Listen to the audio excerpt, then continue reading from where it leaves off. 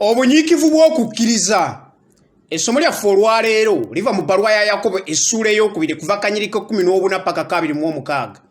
Naye akanyiriri ka 26 kagamba nti kubanga omubiri awatali mwoyo bwe guba gufudde, era n'okukkiriza bwe kutyo awatali bikolwa nga kufudde.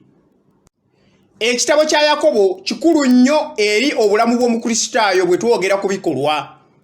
Pawulo omutume mu kitabo kye eri Abaruumi ayogera ku kukkiriza ng'omusingi ogw'obukristaayo. Kitegeeza nti twaweebwa obutuukirivu olw'okukkiriza. Era Pawulo yagaana ensomesa egamba nti omuntu ajja kufuulibwa mutuukirivu ku lw'ebikolwa bye ebirungi. Kati omuntu awuliriza ayinza okulowooza nti Bayibuli yeewakanya, nanti Pawulo ne Yakobo balinga abatakwatagana. Kati kanzijewo okutankana kw'olina kw'eno ensonga.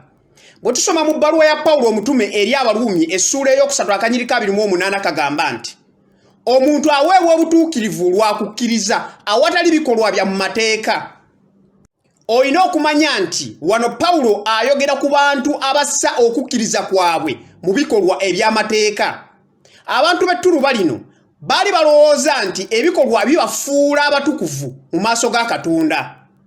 Yokaana essuula ye14 akanyiriri akasooka kagamba nti mukkirize Katonda era nange muzikirize.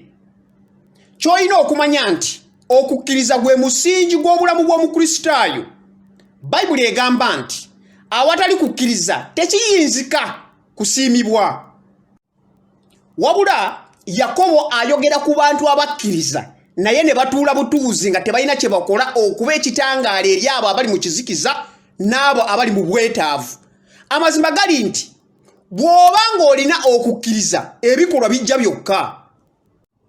Jjukira ebbaluwa ya Pawulo omutume eri Abaefeso essuula ey'okubiri akanyiriri k'10 kagamba nti kubanga ffe tuli mulimo gwe abaatonderwa mu Kristo Yesu olw'ebikolwa ebirungi Katonda bwe yasooka okututeekateeka ffe okubitambulirangamu. Kitegeeza nti ebikolwa ebirungi kitundu ku buli mukkiriza omulokole. Naye beera ng'okimanyi Bayibuli egamba nti walokolebwa lwa kisa lwa kukkiriza, so tekwava gye muli ky'ekirabo kya Katonda. Abaefeso essuula ey'okubiri akanyiriri k'8 bw'egamba.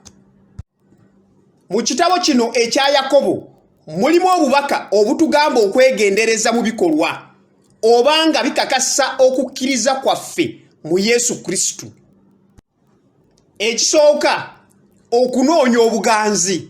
Yakobo essuula ey'okubiri kuva akanyiriri akasooka paka 18.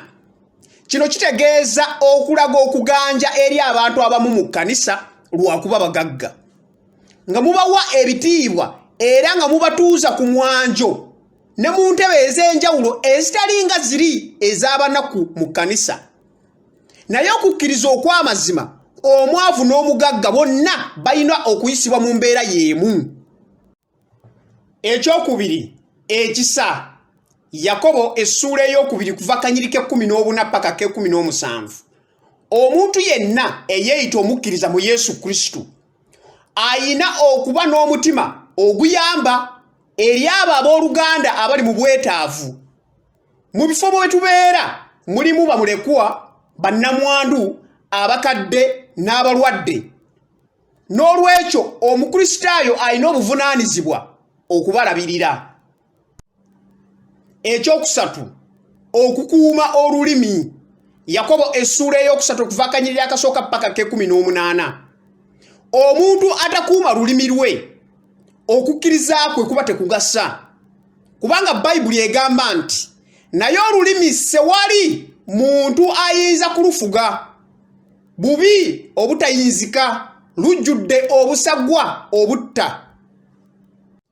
Bikolwa bingi nnyo ebirala byesoogeddeeko, naye ggwe nange olwaleero tuyinza okuteeka gino emitendera n'emirala mu nkola okutambulira wamu n'okukkiriza kwaffe, kubanga tuyitibwa okubeera abakkiriza abanyiikivu.